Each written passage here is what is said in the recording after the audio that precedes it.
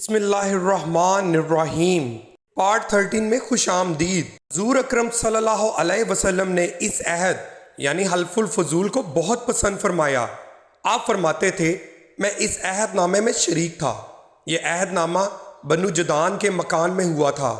اگر کوئی مجھ سے کہے کہ اس عہد نامے سے دستبردار ہو جائیں اور اس کے بدلے میں 100 اونٹ لے لیں تو میں نہیں لوں گا۔ اس عہد نامے کے نام پر اگر کوئی آج بھی مجھے آواز دے تو میں کہوں گا میں حاضر ہوں۔ آپ کے اس ارشاد کا مطلب یہ تھا کہ اگر آج بھی کوئی مظلوم یہ کہہ کر آواز دے اے حلف الفضول والو تو میں اس کی فریاد کو ضرور پہنچوں گا، کیونکہ اسلام تو آیا ہی اس لیے ہے کہ سچائی کا نام بلند کرے اور مظلوم کی مدد اور حمایت کرے۔ یہ حلف الفضول بعد میں بھی جاری رہا۔ مکہ میں آپ کی امانت اور دیانت کی وجہ سے آپ کو امین کہہ کر پکارا جانے لگا تھا۔ آپ کا یہ لقب بہت مشہور ہو گیا تھا۔ لوگ آپ کو امین کے علاوہ اور کسی نام سے نہیں پکارتے تھے۔ انہی دنوں ابو طالب نے آپ سے کہا اے بھتیجے، میں ایک بہت غریب آدمی ہوں اور قحط سالی کی وجہ سے اور زیادہ سخت حالات کا سامنا ہے۔ کافی عرصے سے خوش سالی کا دور چل رہا ہے۔ کوئی ایسا ذریعہ نہیں کہ اپنا کام چلا سکیں اور نہ ہماری کوئی تجارت ہے۔ ایک تجارتی قافلہ شام جانے والا ہے، اس میں قریش کے لوگ شامل ہیں۔ قریش کی ایک خاتون خدیجہ بنت خویلد شام کی طرف اپنا تجارتی سامان بھیجا کرتی ہیں۔ جو شخص ان کا مال لے کر جاتا ہے وہ اپنی اجرت ان سے طے کر لیتا ہے۔ اب اگر تم ان کے پاس جاؤ اور ان کا مال لے جانے کی پیشکش کرو تو وہ ضرور اپنا مال تمہیں دے دیں گی، کیونکہ تمہاری امانت داری کی شہرت ان تک پہنچ چکی ہے۔ اگرچہ میں اس بات کو پسند نہیں کرتا کہ تم شام کے سفر پر جاؤ، یہودی تمہارے دشمن ہیں، لیکن حالات کی وجہ سے میں مجبور ہوں، اس کے علاوہ کوئی چارہ بھی تو نہیں۔ یہاں تک کہہ کر ابو طالب خاموش ہو گئے۔ تب آپ نے فرمایا ممکن ہے وہ خاتون خود میرے پاس کسی کو بھیجیں۔ یہ بات آپ نے اس لیے کہی تھی کہ سیدہ خدیجہ رضی اللہ تعالیٰ عنہا کو ایک با اعتماد آدمی کی ضرورت تھی، اور اس وقت مکہ میں آپ سے زیادہ شریف، پاک باز، امانت دار، سمجھدار اور قابل اعتماد کوئی نہیں تھا۔ ابو طالب اس وقت بہت پریشان تھے۔ آپ کی یہ بات سن کر انہوں نے کہا اگر تم نہ گئے تو مجھے ڈر ہے وہ کسی اور سے معاملہ طے کر لیں گی۔ یہ کہہ کر ابو طالب اٹھ گئے۔ ادھر آپ کو یقین سا تھا کہ سیدہ خدیجہ رضی اللہ تعالیٰ عنہا خود ان کی طرف کسی کو بھیجیں گی، اور ہوا بھی یہی۔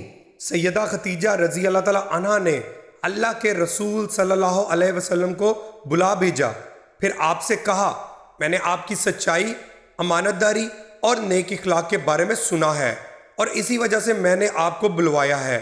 جو معاوضہ آپ کی قوم کے دوسرے آدمیوں کو دیتی ہوں آپ کو ان سے 2 گنا دوں گی۔ آپ نے ان کی بات منظور فرما لی۔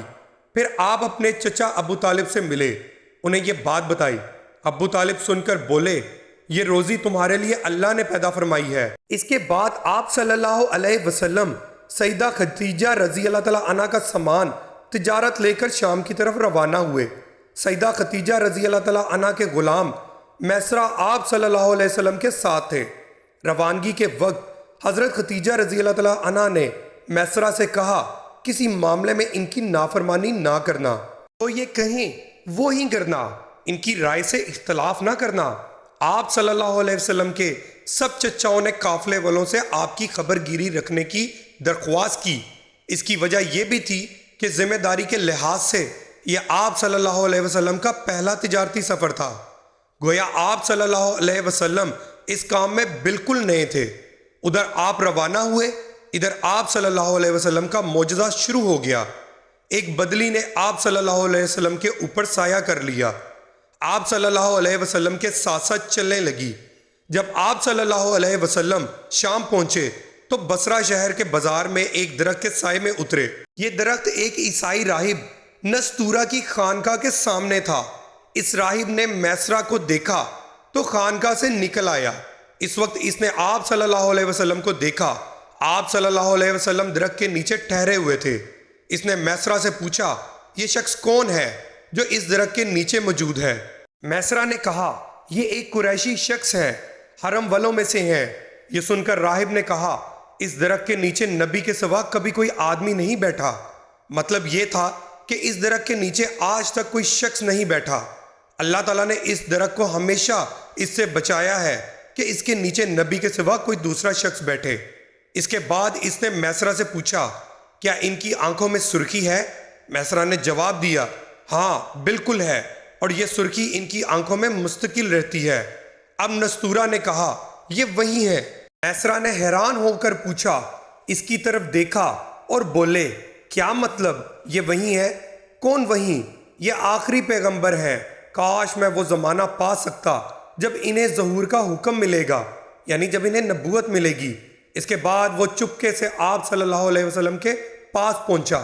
پہلے تو اس نے آپ صلی اللہ علیہ وسلم کے سر کو بوسہ دیا، پھر آپ صلی اللہ علیہ وسلم کے قدموں کو بوسہ دیا اور بولا میں آپ صلی اللہ علیہ وسلم پر ایمان لاتا ہوں اور گواہی دیتا ہوں کہ آپ صلی اللہ علیہ وسلم وہی ہیں جن کا ذکر اللہ تعالیٰ نے تورات میں فرمایا ہے۔ اس کے بعد نستورہ نے کہا اے محمد صلی اللہ علیہ وسلم، میں نے آپ صلی اللہ علیہ وسلم میں وہ تمام نشانیاں دیکھ لی ہیں جو پرانی کتابوں میں آپ صلی اللہ علیہ وسلم کی نبوت کی علامتوں کے طور پر درج ہیں، صرف ایک نشانی باقی ہے۔ اس لیے آپ صلی اللہ علیہ وسلم ذرا اپنے کندھے سے کپڑا ہٹائیں۔ آپ صلی اللہ علیہ وسلم نے اپنے شانہ مبارک سے کپڑا ہٹا دیا۔ تب نستورہ نے وہاں مہر نبوت کو جگمگاتے دیکھا۔ وہ فوراً مہر نبوت کو چومنے کے لیے جھک گیا، پھر بولا میں گواہی دیتا ہوں کہ اللہ تعالیٰ کے سوا کوئی عبادت کے لائق نہیں، اور میں گواہی دیتا ہوں کہ آپ صلی اللہ علیہ وسلم اللہ تعالیٰ کے پیغمبر ہیں۔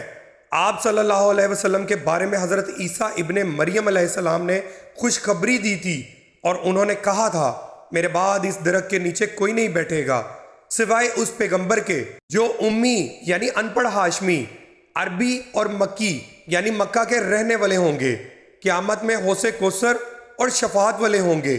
اس واقعے کے بعد آپ صلی اللہ علیہ وسلم بصرہ کے بازار تشریف لے گئے۔ وہاں آپ صلی اللہ علیہ وسلم نے مال فروخت کیا جو ساتھ لائے تھے اور کچھ چیزیں خریدیں۔ اس خرید و فروخت کے دوران ایک شخص نے آپ صلی اللہ علیہ وسلم سے کچھ جھگڑا کیا اور بولا لات اور عزا کی قسم کھاؤ۔ آپ صلی اللہ علیہ وسلم نے فرمایا میں نے ان بتوں کے نام پر کبھی قسم نہیں کھائی۔ آپ صلی اللہ علیہ وسلم کا یہ جملہ سن کر وہ شخص چونک اٹھا۔ پارٹ 14 انشاءاللہ آپ کی خدمت میں کل پیش کریں گے، جو کہ قسط وائز چلے گا۔ ویڈیو کو لائک کر دیجیے گا اور چینل کو سبسکرائب بھی، اور اپنی قیمتی رائے کمنٹ سیکشن میں ضرور دیجیے گا۔